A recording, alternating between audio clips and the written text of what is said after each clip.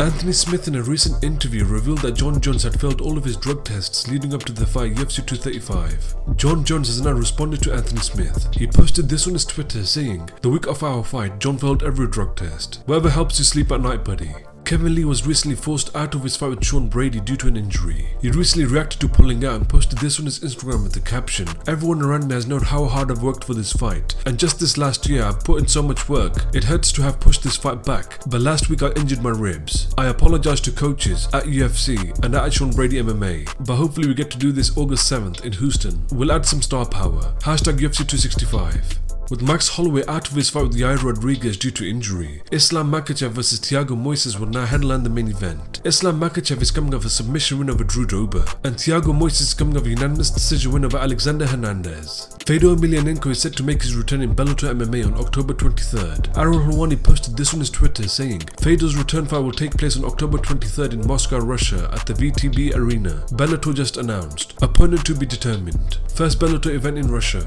Michael Bisping on the Believe in Me podcast gives his thoughts on the recent arrest of Luis Pena. Sad news on Saturday. I was commentating and then John Anik slides me off his phone and shows me Luis Pena, UFC fighter, arrested on Friday in Florida for sudden snatching, battery, and criminal mischief. I don't know what sudden snatching is. Maybe Brian O'Harrington just looked that up, see if you can get us a definition of sudden snatching. But if you were to break it down from what it sounds like you walk past and you suddenly snatch something. If you're going to suddenly snatch something from a woman, it's going to be the bag. It is the crime of taking money or other property from the victim's person, which went to permanently or temporarily deprive the victim of the owner of the money or other property. That's a shame for Luis Pena. You know, he put a tweet on a few days ago as well, talking about mental health, saying that he's been through some stuff recently. Didn't go into too many details, so I wish Luis Pena all the best. If he robbed an old lady's purse, then he deserves what's coming to him. But if he is going through mental health struggles and he's not himself, then I wish him all the best on his road to recovery, and I hope he gets the help that he needs. And unfortunately, if you're going out there and you're robbing people, then yeah, you got to pay the piper as well. It's a tough road that he's going to be on. You know, Luis Pena, it's crazy because he didn't have the most success in the octagon, but he was very good. And I called a few of his fights, and I remember every time watching this man, I'm thinking, if you just get it all together, you just make it all click. He was championship material. I'm telling you, he had a great work ethic. He had great striking, very, very tall for the weight class, good takedowns and wrestling. Yeah, no, he had a lot of ability.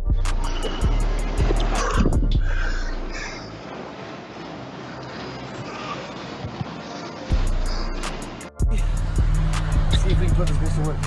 Send Chris boardroom!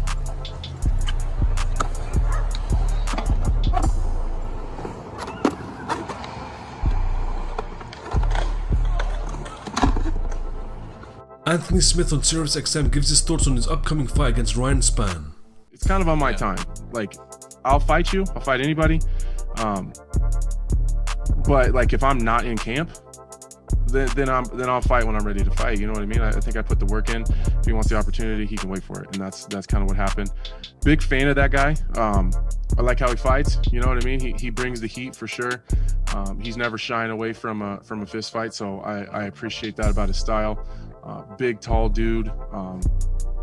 You know, it's an exciting fight. I think sometimes he makes bad decisions when he fights. You know, I think he did the same thing, and he did something similar in the Johnny Walker fight. You know, he's I don't want to say he's younger, because I don't think he's a super young guy, but he's green and a little bit inexperienced in some of those high profile spots. So I think he has a tendency to make bad decisions, but he's got a really good coach. So I suspect that he's not going to make as many of those bad decisions. There's a lot of tape on me out there. I'm sure they're going to come in with a great game plan. And similar to Jimmy Crute, I think that just overall in the sport of MMA, I think in every single skill set I'm better, but that doesn't necessarily always mean you're always going to win, right? There's a lot of different ways to win. There's a lot of ways to lose. So I'm going to have to bring my A game, because these young listen, I kind of screwed myself here. Not in a as negative a way as I'm probably going to make it sound, but I opened the door to all these young guys. Once I gave one of them an opportunity. Once I gave Devin Clark that opportunity to fight a ranked guy as an unranked guy in a main event, I opened the door for these guys. Like, I'm the guy that they know won't tell them no. They absolutely know that if Anthony Smith doesn't have a fight and I call him out, he will take that fight. So they're coming. They're all coming, every single one of them. And, you know, I'll say the same thing to Ryan Spann that I said to Jimmy Crute, the same thing I said to Devin Clark. Come on if you're coming, because I'm right here and I'm not going anywhere.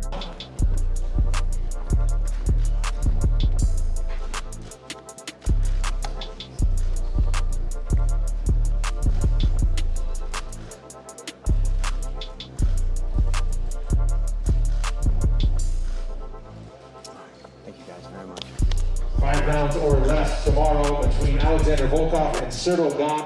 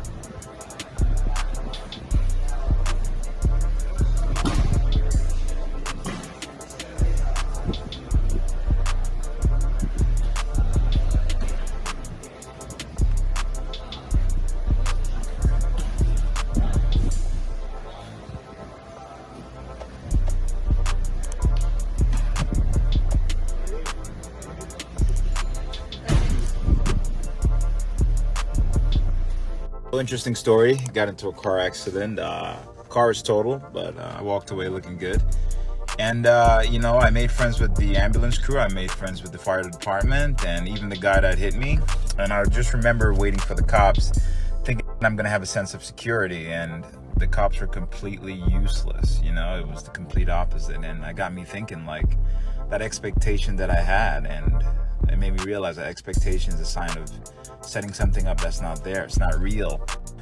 So it's like being disappointed in someone because you're expecting something else. You know, you look for yourself in them, like my friend Rashad said. So expectation is something you should definitely not create. It definitely sets you up for failure.